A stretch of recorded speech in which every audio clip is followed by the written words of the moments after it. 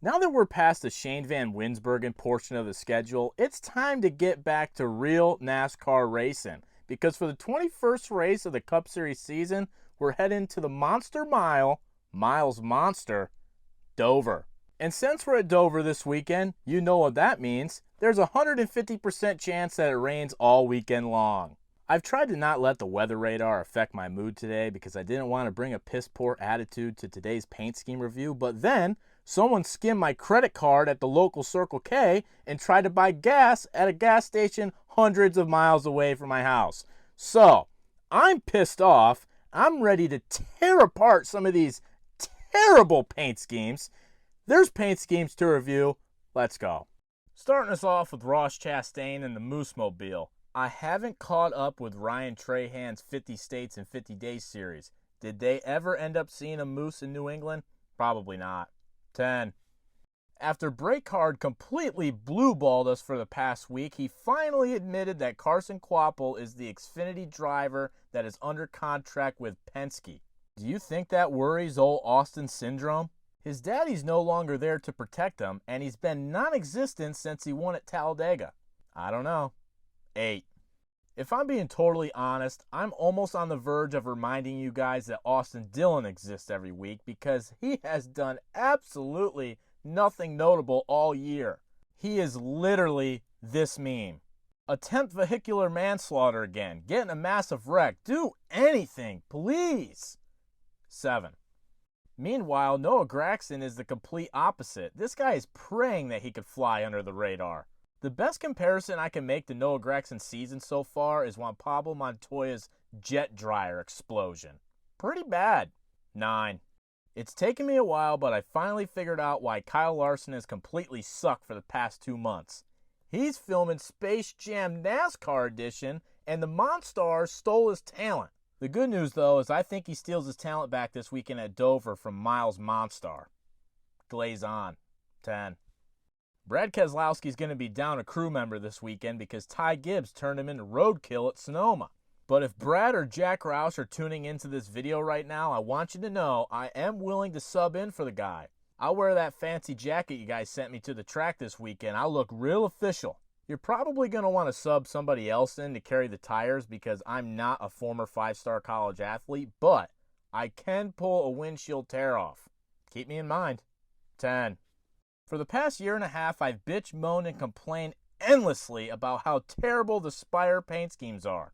But I have great news. Bullying still works in 2025 because Spire Motorsports this week hired a graphic designer. And I did some scouting. I went through this new designer's Twitter, and by the looks of it, they're not blind. So get ready, boys and girls, because we might finally get something better than whatever the fuck we're looking at right now. Justin Haley, you're kind of a bum. 0. Before all the Kyle Busch fangirls come screaming into my comment section, "Where's Kyle Busch? You missed him." First of all, there's a 98% chance that his paint scheme is going to suck anyway, but it's not on NASCAR.com. Sorry, not sorry. But we do have Chase Elliott's, which is probably just as bad, if not worse. I will admit, though, I was legitimately pulling for Chase Elliott to beat SVG. That is how tired I am of seeing SVG kick everyone's ass on road courses. Never thought I'd live to see the day. 4. So Ty Dillon's Cinderella run just continues to go on in this in-season bracket challenge. And with him pulling the easiest matchup he's had so far with John Hunter Nemechek, he's probably going to lose. 9. Denny Hamlin's coming off his best finish at Sonoma in the past 4 years. And all it took was a 20th place. Denny Hamlin on road courses is basically SVG on anywhere but road courses. 9. I managed to piss off a lot of the Ryan Blaney lovers on Twitter this past weekend, and I gotta tell you, I'm proud of myself. It had to be said. Ryan Blaney is all bark and no bite. This guy bitches more on the radio than I bitched today after I bought a bag of chocolate-covered pretzels that had no perforation in the bag, so I had to rip it apart like the AI Bigfoot. That's after some asshole tried to fill up their Nissan Altima at the Walmart gas station with my credit card. If you say you're going to wreck somebody on the radio, do it. Otherwise, Don't press the fucking button. Go be Ryan fucking Blaney. 9. I've helped eliminate white hoods from Kroger cars. I bullied Spire Motorsports into hiring a graphic designer. The next thing I want to do is get this stupid little guy off of these camper-in cars. I would pay big money for the gas can to catch on fire on pit road this weekend just so I could watch that little character guy burn to the ground. 0. Mr.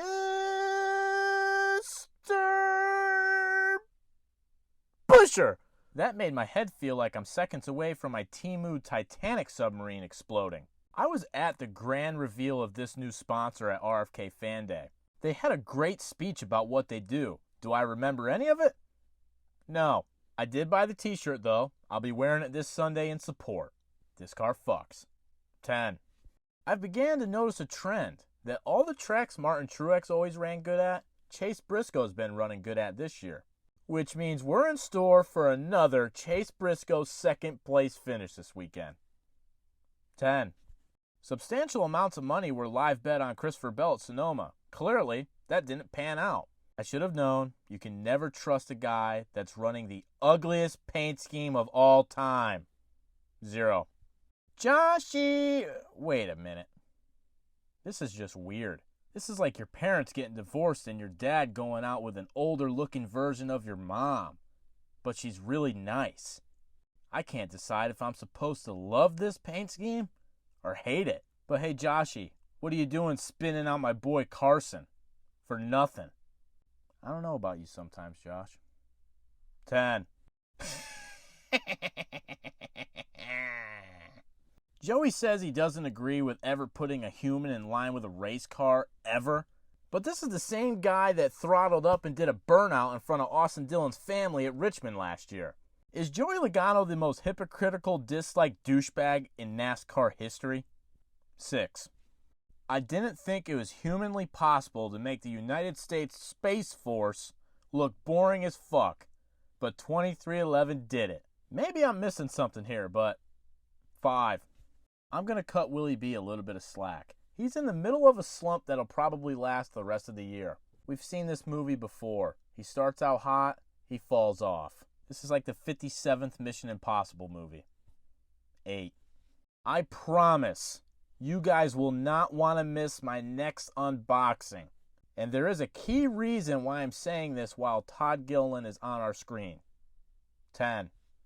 Here's your weekly reminder that Riley Herbst does, in fact, still exist. 3. I plead the fifth. I'll admit it. I was wrong on Zane Smith last week. I felt like Jimmy Neutron Boy Genius when he was 7th at the end of that race, and somehow he finished 100th. I didn't know that was possible in a 37-car field, but he did it. Thank you, Zane, for absolutely nothing at Sonoma. 6. I'm starting to think that whoever is in charge of uploading the paint schemes to NASCAR.com from Haas Factory Team takes a lot of vacation time. They uploaded this week, which probably means we won't see a Cole Custer paint scheme again until Iowa. 9. You win the paint scheme of the week at Sonoma with an absolute beauty of a race car. You beat your teammate to move on in the bracket challenge. And you follow all that up with this? This car looks like what a 13-year-old boy would wear to their 8th grade dinner dance. 5. I noticed an Eric Jones ad at the Family Dollar I bought my chocolate-covered pretzels from, and, well, like I said, they didn't have a perforation on the bag, so 0. The crazy thing about the NASCAR playoffs is I have to remind myself every week that Tyler Reddick isn't having a shitty season because he's 13th in the playoff standings. He just hasn't won. He's 4th in actual points, which is really impressive for a guy that can't even see over the steering wheel. 8. Fun Pops were a staple of my childhood. Now I'm stuck eating Yasso bars and gluten-free pasta. Love you, babe. 10. Ally. 8. Did you guys see the onboard of Cody Ware's wreck at Chicago? The way the steering wheel, the Hans device, and everything fell apart in that race car, I think I would have rather taken that wreck in one of those red and yellow little tykes. And then his wheel magically falls off at Sonoma. I think this guy's going through a stretch of bad karma. Can't imagine why. 5. Here's a reminder that Ty Gibbs will never win a race, but there is a good chance he'll run you over, so watch out. 6. I saw the big announcement for this paint scheme. It's designed by somebody. I have no idea who the woman was. And from the combination of Castrol, a basketball, and some chess pieces, I'm still clueless. Someone please tell me what this all means. Feels like a riddle.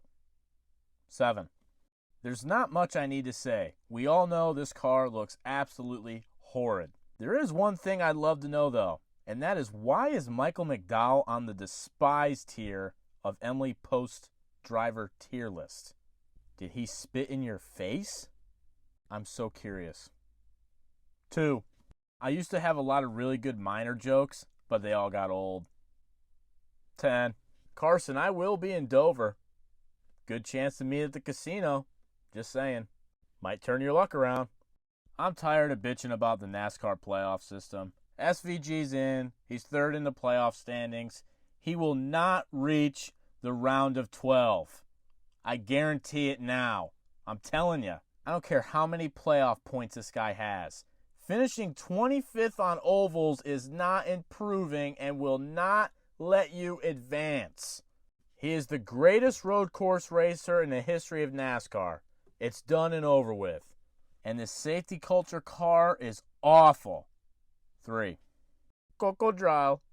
I'm not the world's biggest Daniel Suarez fan, but I would love to see him win one more cup race before he goes.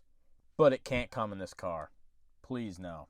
6. And the pit stop diecast paint scheme of the week goes to Mr. Busher. This really wasn't that good of a weekend for paint schemes, to be honest with you. There wasn't much to choose from, unlike Pit Stop's diecast show on Whatnot that is live right now. If you want to pick up good deals on an extensive collection of diecast, or if you just want to chop it up and have a good night, go check out his Whatnot show right now. Here's this week's top 3. I'll update the points next week, and I'll see you all in Dover. Later.